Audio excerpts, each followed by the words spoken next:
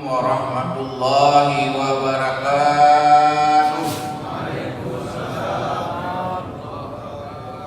Alhamdulillahilladzi qad akhrajana laijal fikri li arbabil hijab wa hatta anhum min sama'il aqli kulla hijabi min sahabil jahli. Wa qala Allah subhanahu wa ta'ala fil Qur'anil Karim, bismillahirrahmanirrahim, walillahi mulkus samawati wal ardi wallahu ala kulli syai'in qadir. Sadaqallahu azim. Baiklah, sambil kita niat i'tikaf di rumah Allah yang mulia ini, penghormatan saya terutama kepada ketua MA yang pagi ini juga hadir di tengah kita, Korandes Tengku Haji Gunung Sadat MPD, dan Kerani juga hadir, Tengku Adinan Adi. Dulu bilangnya Kerani, sekarang Sektari istilahnya. Bahasa dulu Kerani ikut murid. Dan juga di tengah kita juga hadir Warfan bersama kita dan seluruh pengurus di KMA. Kedua kepada pengurus Masjid Al-Huda yang sama-sama kita dengar tadi telah memberikan kesempatan kepada DKMA dan seluruh para jamaah subuh, sehingga inilah orang-orang yang hadir di jamaah subuh, itulah jihad yang hakiki. Jadi ketika terjadi perang berakhir, sahabat bertanya kepada Rasulullah, adakah perang yang lebih besar lagi setelah ini? Adakah jihad yang lebih besar setelah perang ini? Rasulullah mengatakan perang jihad yang paling besar adalah ada pada hawa nafsu, melawan hawa nafsu. Itulah jihad. Lalu di dalam subuh tantangan paling tinggi, itulah jihad yang hakiki. Kalau begitu, salah satu ciri orang yang baik di dalam agama adalah yang selalu kita lihat mereka ada dalam jamaah subuh, ada hatinya di dalam masjid. Itulah hakikatnya orang-orang yang beriman. Subuh yang berbahagia ini kita berbicara di dalam surat Ali Imran ayat 198 sampai dengan 191. Ayat ini menggambarkan siapakah manusia yang berakal. Orang selalu yang dikatakan berakal, yang bajunya necis, rapi. Apa benar itu orang berakal menurut agama? Mari kita lihat firman Allah. Ayat ini turun di waktu subuh. Kalau kita kaji di dalam tafsir, turun di waktu subuh, Rasulullah menangis begitu besar hingga membasahi sajadah. Sehingga sahabat bertanya kepada Rasulullah, "Ya Rasulullah, kenapa engkau menangis?" Kami tidak pernah melihat Rasulullah menangis sebesar ini sehingga membasahi sajadah ya Rasulullah. Ada apa? Gerangan apa yang sedang terjadi ya Rasulullah? Rasul menjawab, "Wahai sahabat, barusan kedatangan Jibril kepadaku menyampaikan beberapa ayat. Mulai ayat ini sampai ayat 91. Oleh ulama para muhaddisin menjelaskan bahwa asbabun nuzul ayat ini karena ada persoalan pada saat itu. Apa persoalannya? Rasulullah melihat hamba-hamba Allah yang hidup hanya begitu saja, enjoy saja, tidak pernah menggunakan akal pikirannya, tidak menggunakan efisien waktunya, tidak menggunakan alam ini sebagai nilai yang manfaat buat dirinya. Maka turunlah ayat berikutnya, inna fi khalqis samawati wal ardh wa ikhtilafil laili wan nahar la ayatin liulil albab. Siapakah orang yang berakal? Allah menjawab, alladzina yadhkuruna Allaha qiyaman wa qu'udan wa 'ala junubihim wa yatafakkaruna fi khalqis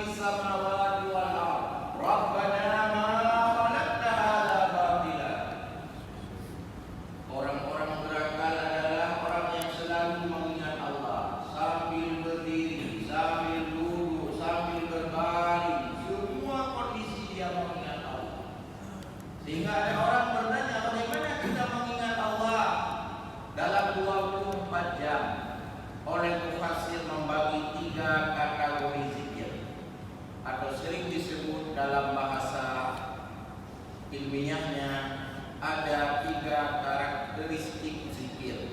Pertama namanya zikir lisan, yang kita gunakan lidah untuk menyebutkan kalimat-kalimat tertentu, subhanallah, alhamdulillah, astagfirullah, dan seterusnya. Kedua namanya zikir qalbi, hati tidak hanya lidah tidak bergerak, hanya hati berfungsi. Kalau tadi dari rumah kita berangkat ke sini berapa kilo, dalam mobil sedang duduk di mobil sedang membawa kendaraan, dalam hatinya tentang Allah, Allah, Allah. Dalam sufi dikenal dengan ismuzat, zikru kafi, ismuzat, zikir nafi isbat ismuzat. Allah, Allah, Allah, mengingat Allah dalam semua kondisi. Baru zikir ketiga yang kurang dibahaskan ke publik, padahal ini adalah zikir yang tertinggi. Itu disebut zikir jawari. Apa itu zikir jawari? Oleh para mufassir menjelaskan, zikir jawari adalah seluruh anggota, seluruh potensi yang telah Allah berikan kita gunakan untuk membangkitkan agama Allah. Ada akal kita, mari kita gunakan akal ini untuk menuju agama Allah. Salah satu adalah di dalam wilayah politik, itu bahagian dari agama. Itu bahagian orang-orang yang mengingat Allah, bahagian orang yang berakal. Hari ini Muslim meninggalkan politik. Jika orang Islam meninggalkan politik, maka orang kafir yang menguasai politik. Jika orang baik tidak berpolitik, para penjahat akan berpolitik. Jika kebenaran tidak berani kita ungkapkan lagi, maka kebatilan, kejahatan dianggap sebuah kebenaran. Ini kejahatan besar. Mari menggunakan akal, kata Allah, sebagai orang-orang yang berakal menggunakan semua potensi.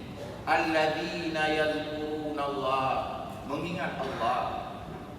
Rasulullah SAW itu melihat potensi alam, sumber daya alam, tapi manusia tidak menggunakan sumber daya manusia.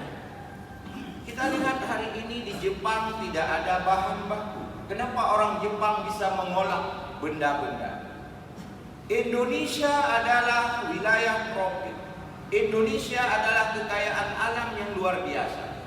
Tapi sumber daya manusia tidak berdaya, tidak berguna. Migas kita, minyak kita, hasil bumi kita, semua dikelola oleh asing dan asing. Dari 6.236 ayat Al-Quran, 80% ayat Al-Quran berhubungan dengan ekonomi. Ternyata hari ini kita di Indonesia ekonomi dikuasai oleh asing dan asing 80% pula. Bagaimana kita bergerak, ekonomi mereka kuasai. Bagaimana bergerak di dalam politik, sementara politik oligarki mereka kuasai. Pemerintah politik dalam birokrasi negara mereka sudah masuk juga. Terjadi politik oligarki dalam dua sisi. Politik oligarki di dalam bidang ekonomi disebut monopoli ekonomi. Kita tidak peduli. Seakan-akan bicara ekonomi adalah bukan bicara agama. Ini akal sehat telah kita hilangkan. Mari bangkit, mari berjuang. Jika agama ingin tegak di bumi Allah, di negeri Allah, walillahi mulkus samawati wal ard. Bumi ini milik Allah. Kita sebagai khalifah wajib kita kelola. Bagi orang-orang yang berakal berpikir, bagaimana hasil bumi, bagaimana ekonomi bisa terdata, terkoordinir, terakomodir dengan rapi, secara masif dan terstruktur. Orang-orang kafir terus berusaha. Walan tarda angkal yahudu walan nasara hatta tattabi'a millatahum. Surat Al-Baqarah ayat 120. Allah telah memberikan tahu sebelumnya agar kita tidak lalai, lahan kita diambil oleh para kafir. Baik bidang politik, ekonomi, ibadah mahdah, ibadat ghairu mahdah, itu bahagian dari orang-orang yang berakal selalu berpikir. Maka para pejuang, para mujahidin tidak berpikir untuk dirinya, dia berpikir kepada cucunya. Hari ini kalau negara agama kita tidak bela, Al-Quran kita dihina, siapa yang bangkit yang membelakan agama Allah? Apa fungsi akal yang telah Allah berikan kepada kita? Disinilah harus bangkit. Maka oleh para ulama membagikan ada 6 tujuan syariat, termasuk hifdzul bi'at. Hifdzul bi'at itu adalah lingkungan dan politik. Kalau ini kita tidak peduli, maka zaman demi zaman satu saat negara ini akan dikelola oleh orang-orang yang tidak sehat akalnya. Apa yang terjadi? Terjadilah instability, kekacauan dalam negara, ketidaktentraman rakyatnya, maka akan terjadi persoalan besar.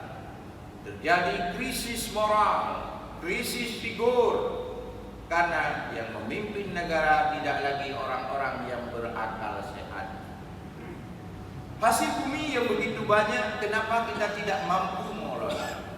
Karena kita tidak menggunakan akal sehat. Padahal Allah telah berbicara dalam Al-Quran, siapakah orang yang berakal yang menggunakan potensinya, mengolah, mendata, buat penelitian. Dalam bahasa hari ini, setelah diteliti semuanya apa yang harus kita lakukan, lahirlah master plan berdasarkan action plan.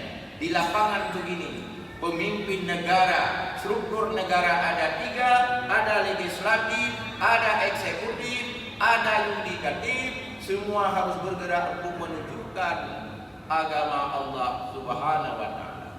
Segala gerak-gerik kita yang berpikir, maka mengerti untuk membangkitkan agama Allah itu disebut zikir jawari. Jadi jangan kita hanya berpikir bahwa zikir hanya subhanallah, itu sudah pasti. Tapi banyak sisi lain yang kita tinggalkan. Zikir jawari ini. Inilah hari ini kenapa negara dikuasai oleh asing dan asing. Karena pribumi umat Islam majoriti di Indonesia telah meninggalkan zikir jawarinya. Maka 2024 yang ada jiwa politik yang bagus, silakan berpolitik demi tegaknya agama Allah. Jika kita tidak berpolitik, orang-orang jahat nanti akan berpolitik. Jika Muslim tidak berpolitik, maka para kafirullah yang menguasai politik. Bagaimana mungkin umat Muslim akan aman di negara mayoritas dipimpin oleh minoritas? Ini tidak akan mungkin terjadi kesejahteraan bagi rakyatnya. Pasti kebenaran kebatilan mereka akan campuri. Allah sendiri telah berfirman dalam Al-Quran surat Al-Baqarah ayat 42. Apa kata Allah? Wala talbisul haqqa bil batil wa taqtumul haqq wa antum ta'lamun. Jangan Anda coba-coba mencampuri kebenaran dengan kebatilan. Anda campurkan kejahilan dengan kebenaran. Ini akan terjadi persoalan besar. Bagaimana mungkin kejujuran ini akan terjadi jika pemimpin negara adalah orang-orang para penjahat? Bukan orang jujur, bukan orang beriman. Inilah butuh potensi. Maka Allah berkata dalam Al-Quran tadi, siapakah orang-orang yang berakal, yang dia selalu berpikir untuk agamanya, berdiri, duduk, berjalan, dia selalu berpikir. Para mujahidin bukan hasil untuk dirinya, tapi untuk cucunya. Hari ini kita menikmati negara ini aman hasil perjuangan nenek kita, indatu kita.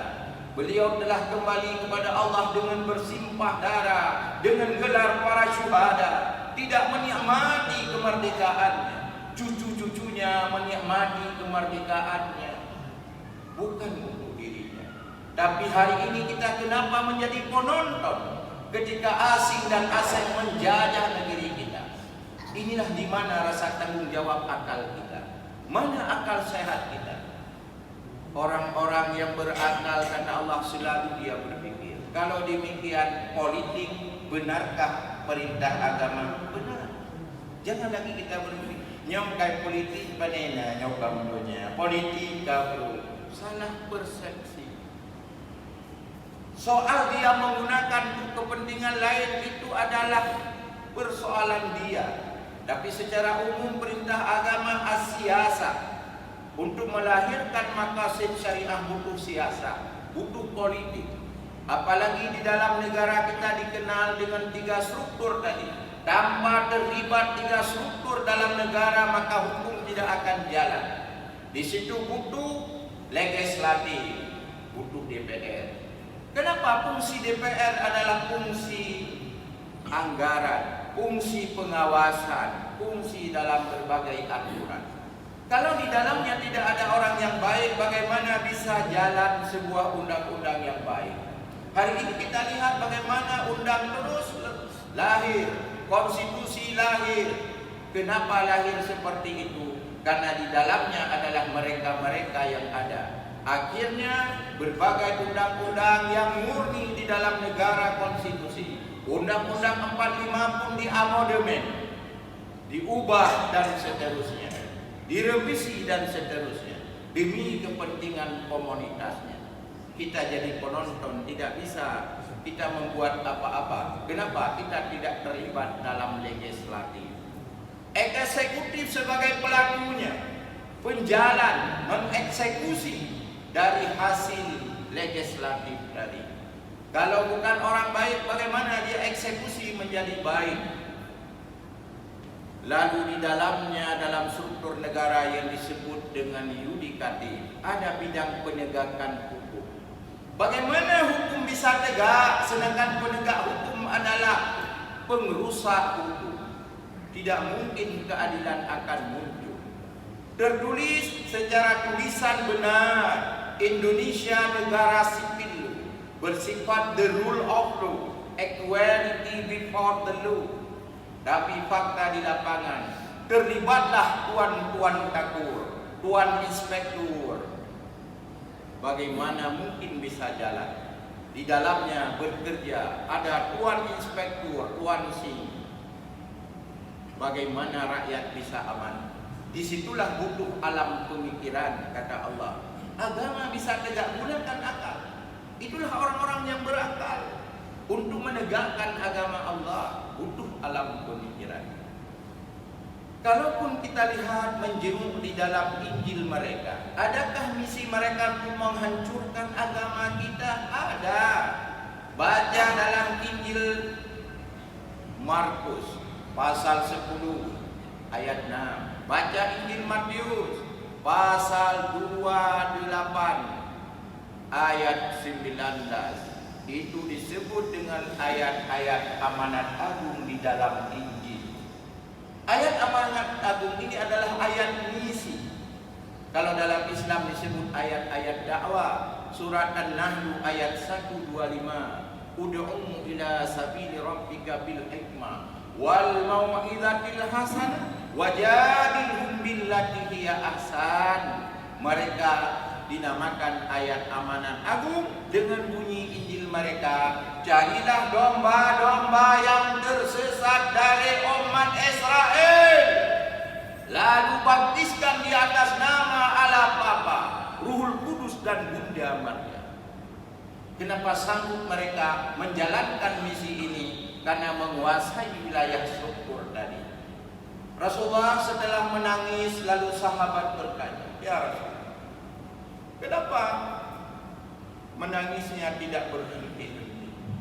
Wahai sahabat, coba lihat alam-alam ini yang Allah berikan begitu besar nikmat, tapi mereka tidak mampu mengelolanya. Alam ini hanya sia-sia. Rabbana ma khalaqta hadza batila. Padahal apa yang Allah jadikan tidak pernah sia-sia, semua ada manfaat. Itulah kalau istilah di dalam tafsir, membumikan Al-Quran. Seluruh dimensi ada dalam Al-Quran, ada jawabannya. Benda yang Allah jadikan walaupun kecil, kita lihat. Sehingga para Yahudi berkata, orang kafir berkata, apa Tuhan tidak punya tugas yang lain? Sampai nyamuk Allah mengaturnya. Sampai nyamuk Allah menyebutkan dalam Al-Quran, Innallaha la yastahi ayyadriba masalan ma ba'udah fama fawqaha. Allah tidak pernah malu menjadikan nyamuk bahkan lebih kecil dari itu. Kita lihat sebagai jawaban. dalam dunia aplikasi hari ini. Hari ini kita mendengar berbagai disiplin pengetahuan. Orang meneliti apa yang dikandung pada nyamuk. Jadi Pak nyamuknya 6 penyakit. Dengan hasil penelitiannya, ilmuwan di kampus lahirlah gelarnya profesor. Hasil penelitiannya dari nyamuk dia temukan ada penyakit. Itulah disebut profesor nyamuk. Mana itu profesor nyamuk? Tapi hasil penelitiannya dari nyamuk. Kalau begitu, di dalam istilah ilmiah, dalam ilmu ilmiah ada 4 fungsi ilmu. Salah satu adalah sintesis, antitesis, ada masalah, ada solusi. Kalau begitu apa yang dilakukan? Buat pabrik nyamuk. Satu pabrik nyamuk di situ butuh izin. Tercipta lapangan kerja. Imkan negara. Di situ terjadi putaran ekonomi. Sebuah pabrik ditampung 400 lah para karyawannya. Dengan gara nyamuk tertampung lapangan kerja. Satu pabrik membutuhkan beberapa skill, direktur, wakil direktur, kabak, kabit, kasih dan seterusnya. Di situ putaran ekonomi, ada mobil, sampai di masyarakat kios-kios ada jualan obat nyamuk. Paling pahit menurut kita, tapi hikmah yang luar biasa. Pakan tutup rumah, kahita rumah nyamuk di jujur. Kan tutup rumah apa hikmah? Rezeki tukang. Apa mai rumah kan tutup jujur itu banyak. Nak pegang rumah sihat, rezeki tukang. Lagu bahan, fungsi ekonomi tukang bangunan. Bangunan terjadi transaksi ekonomi berputar. Kalau kita lihat sisi birokrasi lahirnya program COVID, ya semprot nyamuk, pakai nyamuk munul, kainan lahir eselonisasi. Satu kepala UPTD, eselon 3, eselon 2, kalahiran karir manusia gara-gara nyamuk. Apa yang kita gelisah terhadap nyamuk? Akal bermain. Fungsi ekonomi, fungsi pajak, putaran ekonomi, lapangan kerja dan skill tercipta gara-gara nyamuk. Kenapa kita marah kepada Tuhan? Akal sehat akan berkata, hikmah dari nyamuk terjadi berbagai persoalan di situ, skillnya, ekonominya, lapangan kerjanya. Inilah Rasulullah berkata, wahai sahabat, aku menangis itulah sebabnya. Umatku tidak peduli terhadap lingkungan. Umatku tidak peduli terhadap lingkungannya, alamnya, sumber daya alamnya. Maka dari 6.236 ayat Al-Quran oleh ulama fuqaha melahirkan 6 maqasidus syariah. Salah satu adalah hifdzul bi'ah, wajib tentang lingkungan. Inilah yang dilakukan oleh para kafirun karena kita tidak menganggap penting, akhirnya kita ketinggalan di dalam sisi ini. Kalau begitu, zikir jawari adalah sebuah jawaban yang harus kita lakukan agar semua persoalan terselesaikan. Jangan lagi kita berkata politik itu bukan agama. Hari ini dengan politiklah bisa jalan. Karena dalam sebuah negara tanpa politik, tanpa legislatif, hukum itu tidak akan jalan. Karena di dalam hukum sipil law itu butuh tertulis. Tanpa tertulis tidak diakui. Terakhir di dalam perbandingan studi hukum, bahwa jika hukum itu ya sering disebut misalnya ada hukum positif. Apa itu hukum positif? Apakah lawannya negatif? Tidak. Dalam perspektif hukum adalah hukum positif yang diberlakukan. Berarti di Indonesia terjadi 4 pilar negara, salah satu adalah konstitusi. Undang-Undang 45, adanya NKRI, adanya Pancasila, adanya Bhinneka Tunggal Ika, itu bahagian sipil law dari negara kita. Maka lahirlah hukum positif bisa dijalankan dalam negara ini. Apakah hukum syariat negatif? Bukan. Hukum syariat belum diberlakukan. Kenapa? Kita tidak mampu masuk dalam legislatif, eksekutif dan yudikatif tadi. Kalau satu saat orang mampu memasukkan syariat di dalam lembaran negara, menjadi sah hukum yang diberlakukan. Kita lihat, Indonesia adalah negara sipil, dari Sabang sampai Merauke berlaku adalah leg generalis. Kenapa Aceh merupakan leg spesialis? Leg spesialis ini sah secara konstitusi. Kenapa? Syariat Islam di Aceh diproses melalui legislatif, melalui eksekutif, melalui yudikatif, sah dalam undang-undang negara. Bicara syariat Islam di Aceh sah secara konstitusi, itulah hukum yang diberlakukan. Kalau orang berkata bahwa hukum positif yang diberlakukan yang bagus lawan negatif, berarti kita telah berkata hukum Allah adalah negatif. Jahat tidak? Hukum Allah kita katakan negatif. Ini hati-hati. Mari akal sehat kita gunakan, karena waktu 30 menit sudah selesai. Assalamualaikum warahmatullahi wabarakatuh.